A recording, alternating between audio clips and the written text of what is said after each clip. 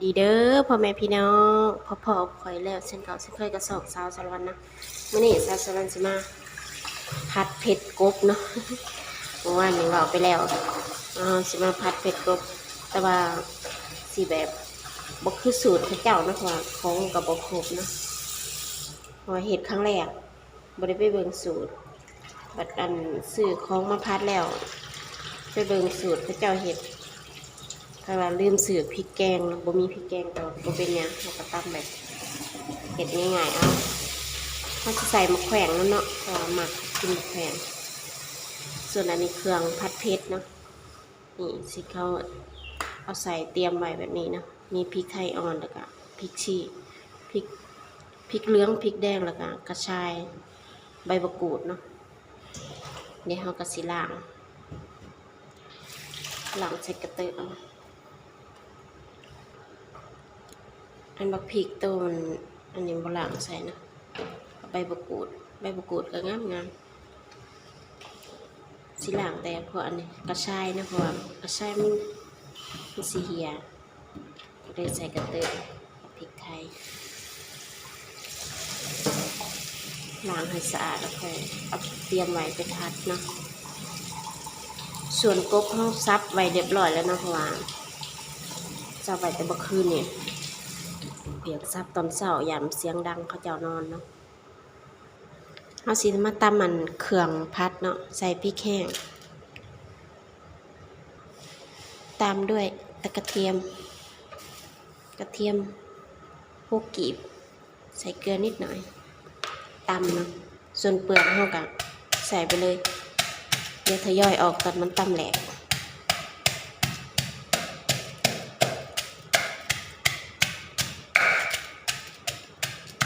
นี่แล้วก็ยิบเปลือกออกถ้าเขาแกะเปลือกมาตำมันบ่แหลกมันเสียนี่มันบ่ค่อยแตกเรียบร้อย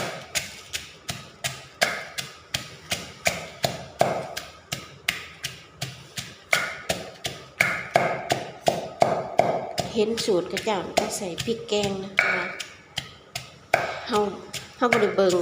ก่อนที่เฮาสิซื้อของก็เลยบ่มีเฮาก็บ่ใส่ก็ได้นะก็ตำจังซี่ก็ได้ให้กันเฮาเพิ่มพริกสดลง3หน่วยนะเพราะว่ามันจะได้สีแบบเข้มขึ้นว่าพริกแห้งมันสิจืดไปหน่อยเพิ่มความเผ็ด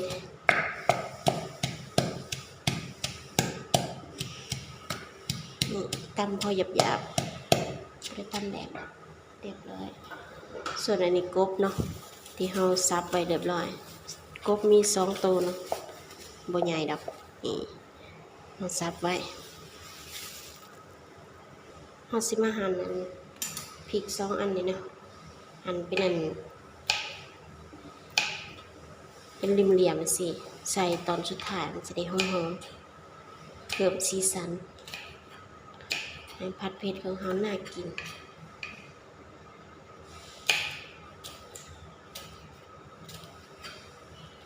หั่นตามใจหมักแล้วเด้อหั่นไปใส่ได้เส้นแบบเลี้ยงสีงามเตรียมไว้เรียบร้อยเด็ดใบกะเพราเด็ดใบมะแขวนไว้เนาะเอาแต่ใบอ่อน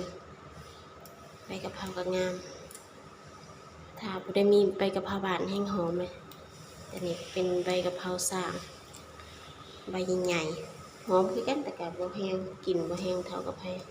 กะเพราบานเนาะแต่มีใบยี่หร่านี่แห้งแซ่บหอมว่าดับกลิ่นข้าวได้ดีแต่ค่อยบ่มี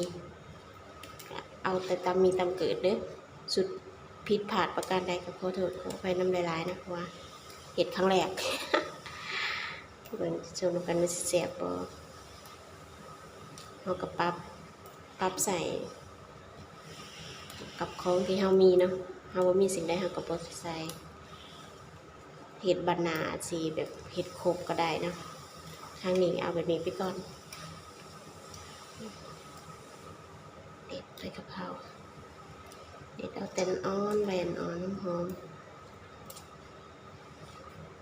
หอมๆตัวนี้เรียบร้อย50เด็ดเอามาแขวนอีกนะภาษาไทยก็เอิ้นมะเขือพวงบ่แม่นบ่บ้านเอิ้นมะแขวนหรือตำป่าตำดงบ้านเพิ่นน่ะเก็บแบบธรรมชาติเลยบ่ได้ปลูกแต่มันขึ้นตามแคมห้วยแคมไห้ก็ทั่วไปเลยนะแต่อยู่ไทยนี่ต้องซื้ออยากหยังก็ต้องซื้อทุกอย่างเฮ็ดงานมาก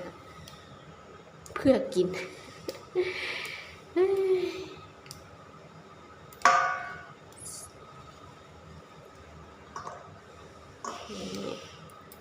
สิใส่น้อยใส่น้อยกันแล้วแต่หมักเด้อแต่คนก็สิจงไว้บ่ได้ใส่เบิดดอกไว้ใส่ปนกบมื้ออื่นไปกินกับปนกบเนี่ยบ่ได้ใส่ปนสิกินกบต่อเนื่องกัน2 วันติด มื้ออื่นเฮาสิปนเนาะมื้อนี้เฮาสิผัดเผ็ดเด็ดมะแขวนไปก่อนเรียบร้อยมาบัดนี้เฮาก็สิผัดเนาะเฮาเปิดแก๊สแล้วเตรียมตัวผัดได้เลยให้น้ำที่เฮาล้างกระทะมันแห้งแล้วเนาะเริ่มแห้งแล้วใส่น้ำมันลงไปน้ำมันเล็กน้อยตามด้วยพริกกระเทียมที่เราตำเนาะใส่ลงไป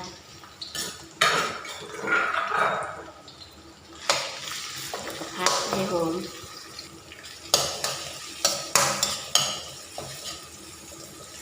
ถ้ามีพริกแกงเลยคือสีแบบสีสันมีสีเข้มเนาะมันงามแต่ว่าเราก็มีกันเน้นพริกเน้นกระเทียมเอา ก็เป็นยังผัดคล้ายๆผัดกะเพราก็ได้แต่ว่าจะใส่เครื่องผัดอันพริกแกงบ่แม่นพริกแกงผัดเผ็ดเนาะผัดกะเพราเราสิบ่ได้ใส่เครื่องพวกกระเทียมกระชายนะลองเบิ่งครั้งแรกมาพริกกระเทียมเขาเริ่มหอมแล้วก็ใส่กบที่เขาซับไว้เนาะใส่ลงไปผัดเลย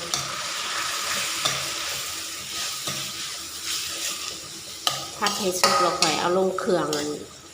พริกอันผัดเผ็ดลงเนาะผัดให้มันสุกก่อน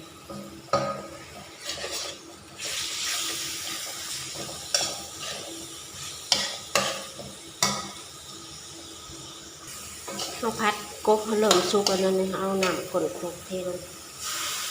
ชอบแบบน้ำแบบเยอะๆเลยก็ได้หมักแบบแห้งๆก็ต้องใส่น้ำก็ได้นะก็ค่อยหมักแบบมีน้ำเนี่ยจังหน่อยโคลกกับมัน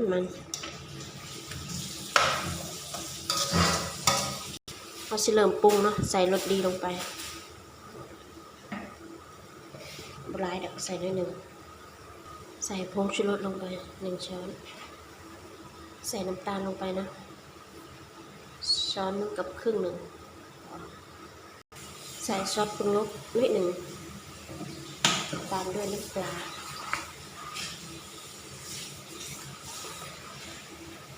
เรียบร้อย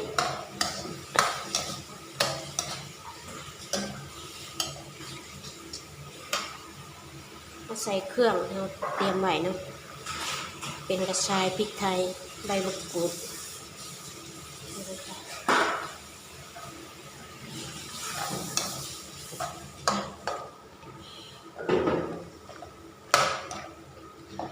ถ้าใส่พริกแกงในสีคือกระเจ้าพัดเลยแต่ว่าบ่มี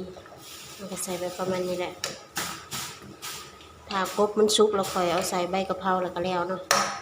ผัดเผ็ดทำก็ได้ประมาณนี้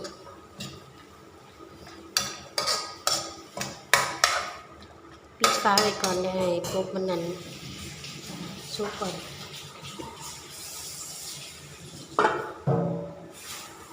เดี๋ยวมาเบิ่งผัดเผ็ดเฮานี่เป็นตาแซ่บอยู่แต่ก็สิบ่คือเขาเจ้าพัดเด้อ เฮาก็ปรับสูตรแบบอันธรรมดาเนาะบ่ได้แบบหมักน้ำแห้งๆก็ใส่น้ำบ่ต้องใส่น้ำเนาะแต่ค่อยหมักแบบน้ำแบบ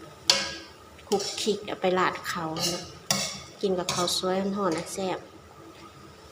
ซิมเบิ่งก่อน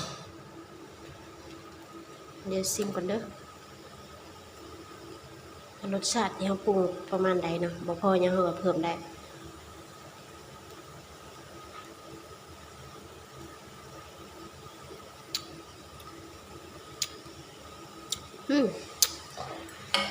ก็ดีแล้วเค็มๆนัวๆเผ็ดๆครบรสแซ่บเด้อพัดครั้งแรกอะโอเคอยู่เด้อ จากสิบ่คือกระเจ้าเด้อบอกแล้วว่าอีกเนาะเพราะว่าเขาปรับเอา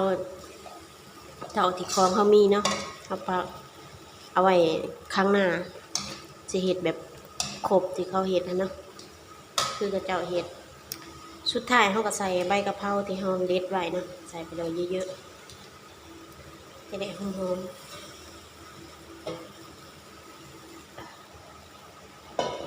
เผ็ดเขาก็แล้วเรียบร้อย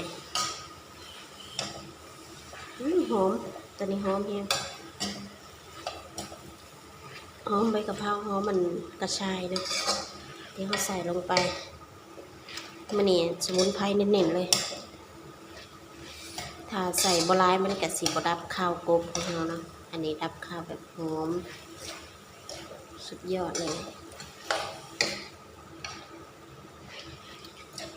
นี่เป็นว่าน้ำกับพอดีคลุกคลิกปิดแก๊สได้เลยนะเพราะว่าเดี๋ยวใบกะเพรามันสิสุกโผดกับบะหอมสำนีพอดีเลยน้ำหมูกับสิฟิตในหนึ่งนะเพราะว่าเวลาพัดพริกแบบนี้มันสิกลิ่นมันสิแห้งขนาดกลิ่นบักพริกให้เขาดังจามบนเซาเลยนี่หน้าตาเป็นแต่ได้เป็นแต่แซ่บบอน่ากินสุดๆไปเลยลาดข้าวเจ้าห่อนๆมาโอ้ยสุดยอดเลยแหละรสชาติก็โอเคแล้วพอดีกลมกล่อมเข้มข้นเป็นแต่แซ่บมาเด้อมากินข้าวเสาร์น้ำกันแซ่บๆคลิปนี้อำลาพาจากไปเพียงเท่านี้เนาะฝากกดไลค์กดแชร์กดติดตามเพื่อบ่พลาดคลิปใหม่ๆไปแล้วสบายดี